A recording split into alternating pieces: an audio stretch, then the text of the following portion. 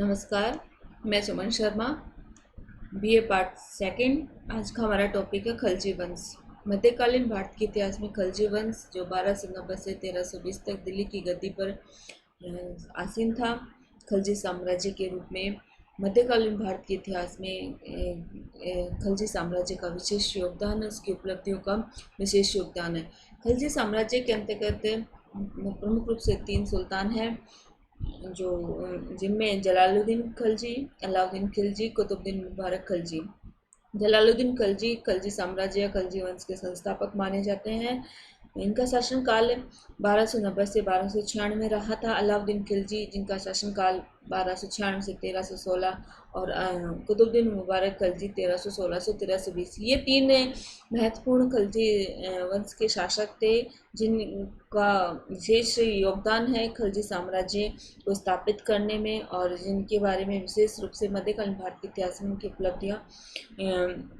उपलब्धियों के बारे में उल्लिखित है। इसके अलावा और भी खलजी वंश के संस्थापक थे, जिनके बारे में किसी तरह की कोई विशेष उपलब्धि हम मध्यकालीन भारत के इतिहास में नहीं पाते हैं। खलजी वंश को जानने से पहले या खलजी वंश पर चर्चा करने से पहले हम इसके पृष्ठभूमि में चलते हैं। तो जब बलबन दिल्ली की गद्दी पर आसीन था, गुलाम वंश चल रहा था, और गुलाम वंश का जो अंतिम शासक है वो बलबन है।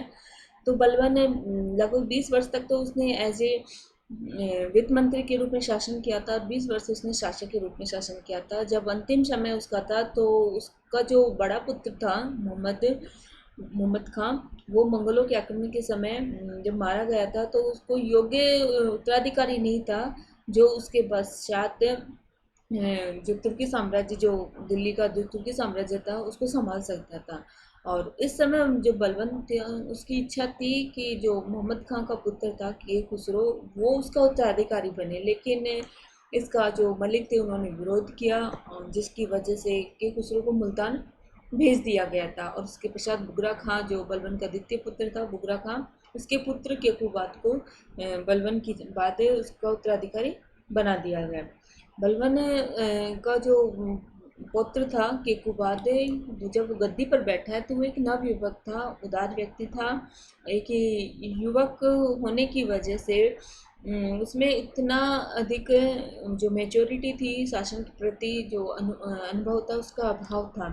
और इस समय जो मलिक तुर्क थे, जो तुर्की अमीर थे, वो शासन में प्रभावशाली हो चुके थे। तो ऐसी स्थिति में जब केकुबाद की शिक्षा दीक्षा हुई, उसका पालन पोषण हुआ, तो वो सब कुछ उसके पितामह के नियंत्रण में और अनुशासन में हुआ था। इस वजह से उसको विलासिता से, शराब से, स्त्रियों से, इन सब से उसको दूर रखा गया था। और जब उसको आज़ादी प्राप्त हुई, जब स्वतंत्रता मिली, तो जाहिर सी बात है कि वो ये सब चीज़ों को इनके अधिक नज़दीक आया। वो शराब का अधिक सेवन करने लगा। शराब का अधिक सेवन करने की वजह से उसका आधा शरीर लकवे की वजह से बेकार हो गया था, और ऐसी स्थिति में उसने शासन कार्यों के प्रति उपेक्षा की, जिसकी वजह से जो तुर्की अमीर थे उनको शासन में प्रभावशाली होने का मौका मिला। इस समय जो बलबन का जो शासनकाल था, बलबन के उत्तराधिकारियों का शासनकाल था, उस वक्त जो महत्वपूर्ण पद था, वो महत्वपूर्ण पद था नायब ए मुमलक। ये महत्वपूर्ण पद एज ए प्रधानमंत्री के रूप में था। और इस समय इस पद पर जो निजामुद्दीन नामक तुर्क था वो आसीन था। ये निजामुद्दीन दिल्ली के कोतवाल फखरुद्दीन का दामाद भी था और भतीजा भी था। निजामुद्दीन एक महत्वाकांक्षी व्यक्ति था और वो स्वयं भी दिल्ली का शासक बनने का सपना देखता था। इस वजह से वो जो बलबन का द्वितीय पुत्र बुगरा खान, जिसने अपने आप को लखनऊ का स्वतंत्र सुल्तान घोषित किया था, उसको और केकुबाद को आपस में लड़ाना चाहता था, इनमें युद्ध करवाना चाहता था, ताकि आसानी से उसका रास्ता साफ हो जाए, वो दिल्ली का शासक बन जाए। जब बुगरा खां अपने पुत्र केकुबाद से मिलने के लिए दिल्ली में आया और उसको इस बात का परामर्श दिया कि वो निजामुद्दीन के प्रभाव से अपने आप को मुक्त करे, उसके परामर्श को मानते हुए केकुबाद ने निजामुद्दीन को दिल्ली से बाहर यानी मुल्तान जाने का आदेश दे दिया। किंतु निजामुद्दीन जाने में विलम्ब करता रहा। तो कुछ समय पश्चात जो तुर्की अमीर थे, जो बलबन के जो विश्वास पात्र अमीर थे, उन्होंने जो निजामुद्दीन था उसको विष देकर उसकी हत्या करवा दी। इसके पश्चात केकुबाद ने जो समाना का सूबेदार था मलिक फ़िरोज़ खलजी, उसको अपने यहाँ आमंत्रित किया और उसको आरिज़ ममालिक यानी युद्ध मंत्री या सैन्य मंत्री का पद देते हुए और सैन्य मंत्री का पद दिया और इसके साथ साथ उसको शाइस्ता खां की उपाधि देते हुए शासन सत्ता उसके हाथ में शासन की जो प्रमुख भागदौड़ थी वो मलिक फ़िरोज़ खलजी के हाथ में सौंप दी थी। मलिक फ़िरोज़ खलजी और शिहाबुद्दीन था, अली खुशरफ था जो इतिहास में अलाउद्दीन खिलजी के नाम से प्रसिद्ध था। इन सभी ने बलबन के समय बलबन की सेवा की थी। मंगोलों के आक्रमण से वीरतापूर्वक उन्होंने सामना किया था मंगोलों का आक्रमण। जब दिल्ली में जो केकुबाद की स्थिति धीरे धीरे डाउन होती जा रही थी, शासन कार्यों में पूर्ण रूप से उपेक्षित था और इधर इधर जब निजामुद्दीन ने दूसरी तरफ निजामुद्दीन ने जब केकुबाद को भड़काते हुए और के खुसरो की भी जब हत्या करवा दी थी, तो इस स्थिति को गिरते हुए अभी ये प्रश्न होने लगा कि केकुबाद के पश्चात दिल्ली की गद्दी पर कौन बैठेगा। उस वक्त जो तुर्की अमीर थे वो दो भागों में डिवाइड हो गए थे। जो एक वर्ग जो बलबनी एक तुर्की वर्ग ऐसा था जो बलबनी वंशज को ही दिल्ली की गद्दी पर आसीन करना चाहता था, तो दूसरा वर्ग जो तुर्की वर्ग था वो ये चाहता था कि मलिक फ़िरोज़ को दिल्ली की गद्दी पर आसीन किया जाए। मलिक फ़िरोज़ को जो भारतीय जो दिल्ली की जो जनता थी या अमीर वर्ग, ये सभी उसको मूल रूप से बोलते तुर्की नहीं मानते थे। इसको जो तुर्की जो श्रेणी थी उसमें जो उच्चतर पद हैं जो जिसमें बलबनी इलबारी जो तुर्कारे थे, बलबनी तुर्कारे थे जो अपने आप को उच्च श्रेणी के तुर्क मानते थे, वो लोग खलजी वंश को निम्न श्रेणी के तुर्क मानते थे, उनको मूलतः तुर्क नहीं मानते थे। जिसका कारण ये था कि ये जो खलजी सुल्तान थे वो थे तो तुर्क ही, लेकिन अफ़गानिस्तान में लंबे समय से रह रहे थे। इस कारण उन्होंने अफ़गानिस्तान का रहन सहन, वहाँ का जो खान पान था, वहाँ का व्यवहार था, वो सब कुछ उन्होंने अपना लिया था। और जब मंगोलों का आक्रमण हुआ, गोरी आया और गजनवी आए, तो उनके सैनिकों के रूप में ये खलजी तुर्क भी भारत में आए थे। इस वजह से इन्हें और अफ़गानिस्तान की जो इनका जो नाम था वो अफ़गानिस्तान में एक खलज प्रदेश है, वहाँ ये निवास करते थे। वहाँ बसने के कारण इनको खलजी कहा गया है।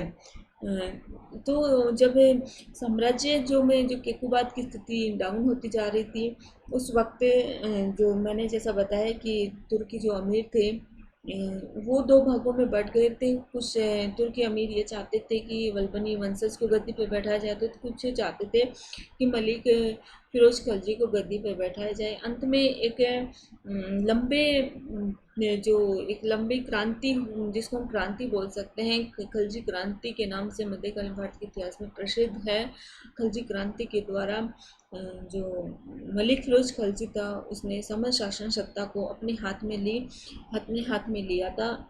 केकुबाद के पश्चात जो उसका पुत्र था क्यूमर्स, वो जब गद्दी पर बैठा था तो 3 वर्ष तक उसके संरक्षक के रूप में उसने शासन संभाला था और उसकी मृत्यु के पश्चात अपने आप को दिल्ली का सुल्तान घोषित किया था। तो जब मलिक फ़िरोज़ खलजी जो कि जलालुद्दीन खिलजी के नाम से गद्दी पर बैठा था और खलजी वंश की स्थापना की थी, खलजी साम्राज्य की स्थापना की थी, तो जब सत्ता का जब स्थानांतरण हुआ था इलबारी तुर्क या तुर्क से खलजी वंश में सत्ता का जो स्थानांतरण हुआ था, उस वक्त न तो जो उलेमा वर्ग था इसने इसका साथ दिया था जलालुद्दीन का, न जनता ने साथ दिया था, न ही अमीर वर्ग ने साथ दिया था, मतलब किसी का इसको साथ नहीं मिला था। लेकिन जब इसने अपने आप को सुल्तान घोषित किया था तो इसके मित्र शत्रु सभी ने जलालुद्दीन खिलजी का स्वागत किया था एज ए सुल्तान के रूप में।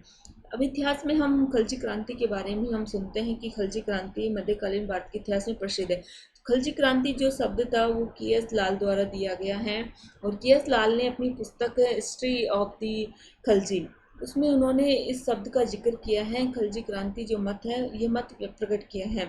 उन्होंने खलजी क्रांति से यह अभिप्राय बताया है कि गुलाम वंश के सुल्तानों के बाद खलजी वंश के सुल्तानों में सत्ता आई, तो यह केवल एक वंश का परिवर्तन नहीं था बल्कि यह एक बड़ी क्रांति का प्रतीक माना जाता है। के.एस. लाल जी ये मानते हैं कि जब गुलाम वंश के पश्चात जो खलजी वंश के शासक थे उनके हाथों में जब सत्ता आई थी, तो केवल मात्र एक वंश का परिवर्तन नहीं माना जाता बल्कि एक बहुत बड़ी क्रांति मानी जाती है। और इसका कारण उन्होंने ये बताया है, इसके लिए उन्होंने ये सब रीजन कहा है कि जब खलजी सुल्तानों के समय जो खलजी क्रांति हुई थी, उसका कारण ये था कि जो खलजी सुल्तानों का जो समय था वो महान विजयों का समय था।